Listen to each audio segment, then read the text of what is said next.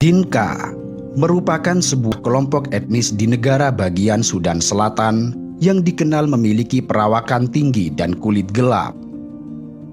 Mereka mendiami wilayah geografis luas yang terbentang dari utara distrik Bahrul Ghazal dan Sungai Nil Atas hingga Kordofan Selatan di sekitar aliran Sungai Nil.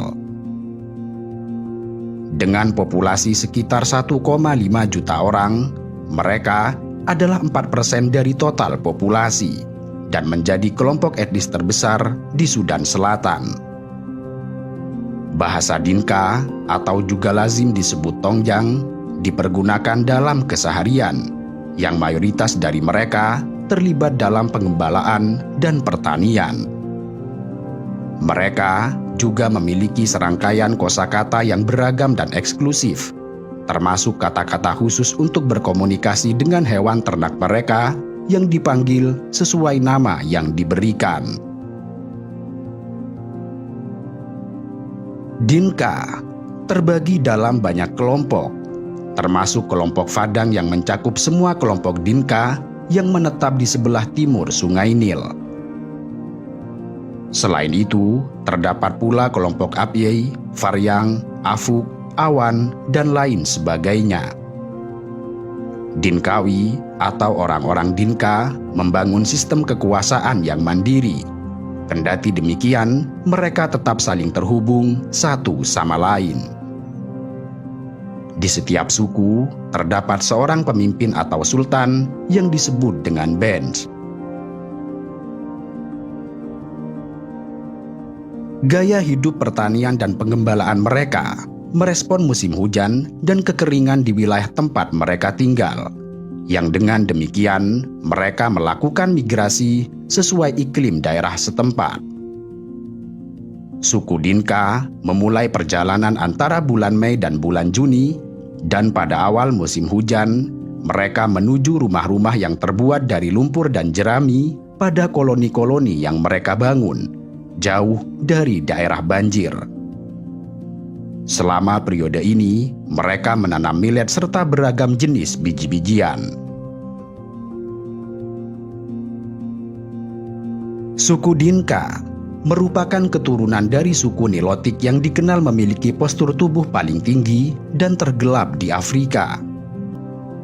Orang Dinka dikenal memiliki tinggi badan rata-rata sekitar 190 hingga 200 cm.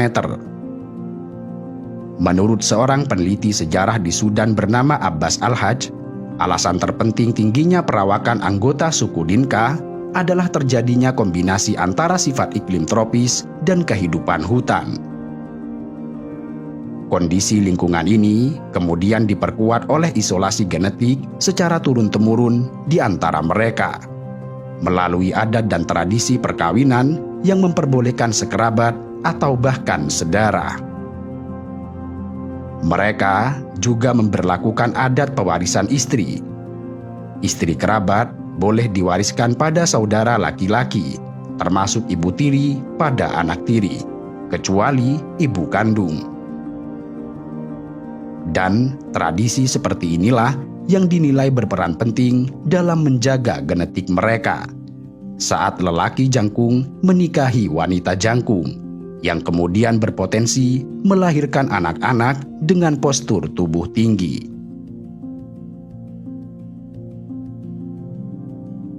Salah satu adat istiadat yang juga membantu orang Dinka menjaga perawakan tinggi dan kuat adalah dengan meminum susu segar secara langsung dari sapi. Selain itu, tarian adat yang berbasis lompat tinggi dan olahraga bergantungan di dahan pohon menjadi salah satu adat dan budaya yang membantu mereka memperoleh perawakan tinggi serta kuat. Orang Dinka tumbuh dan terbiasa dengan cara hidup di antara hutan dengan ruang terbuka, dengan rumah yang dirancang sesuai dengan tinggi badan mereka. Hal ini kerap membuat anggota suku Dinka menemui masalah ketika harus pindah ke perkotaan atau daerah tertentu yang tidak sesuai dengan kondisi tubuh mereka. Masyarakat perkotaan yang tinggi badannya tidak melebihi 180 cm tentu saja hanya memiliki pintu rumah dan mobil yang disesuaikan dengan tinggi badannya.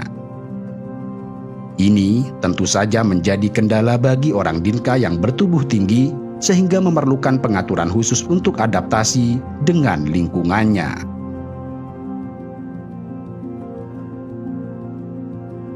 Gaya hidup suku Dinka tercermin dalam keyakinan dan praktik keagamaan mereka.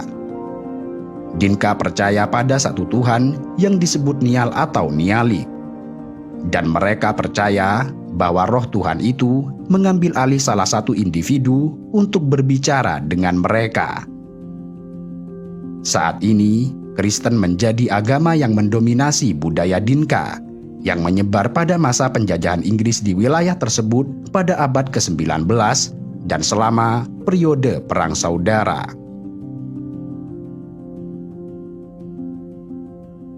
Pernikahan dan perceraian di kalangan suku Dinka didasarkan pada keyakinan agama khusus, ritual, dan adat istiadat yang aneh. Ketika seorang pemuda mencintai seorang gadis, dia akan melakukan apa saja untuk menikahinya, termasuk menculik gadis pujaannya. Dalam tradisi yang dikenal sebagai Arawak ini, seorang pria akan menculik gadis pujaan dan membawanya ke tempat yang jauh dari sukunya. Mereka tetap bersama hingga saat kelahiran anak pertama. Barulah dia membawanya untuk menyelesaikan akad nikah. Salah satu tradisi di Dinka yang menarik adalah jika sang suami meninggal, maka saudara laki-lakinya akan mewarisi istri atau istri-istrinya. Namun demikian, tradisi besar dalam pernikahan Dinka adalah terkait mahar yang cukup tinggi. Dinka tidak hanya dikenal dengan tinggi badannya yang tertinggi di dunia, tetapi juga kebiasaan perkawinan mereka yang bercirikan mahar tinggi berkisar antara 100 hingga 500 ekor sapi. Mereka tidak menggunakan emas, perak atau uang sebagai mas kawinnya, karena semua itu bukan yang paling berharga bagi mereka di dalam perkawinan. Uniknya, tidak seperti kebanyakan suku di dunia, setelah menikah, mempelai wanita diberikan perlakuan khusus yang menggambarkan bagaimana cinta diungkapkan dalam suku Dinka di Sudan Selatan. Begitu laki-laki mengawininya, dia tidak akan memasak atau sibuk mengurus pekerjaan rumah tangga selama 4 tahun. Masa ini disebut sebagai masa sambutan murah hati dan dimaksudkan agar istri bisa beristirahat, bersantai untuk mempelajari sifat serta karakter suaminya. Pada fase ini, tugas rumah tangga menjadi beban suami dan keluarganya. Suami akan memasak, mencuci, mengambil air, mengumpulkan kayu bakar, dan pekerjaan rumah tangga lainnya hingga akhir tahun keempat. Begitu masa 4 tahun selesai, suaminya akan mengadakan pesta sangat besar dan meriah yang disebut festival memasak.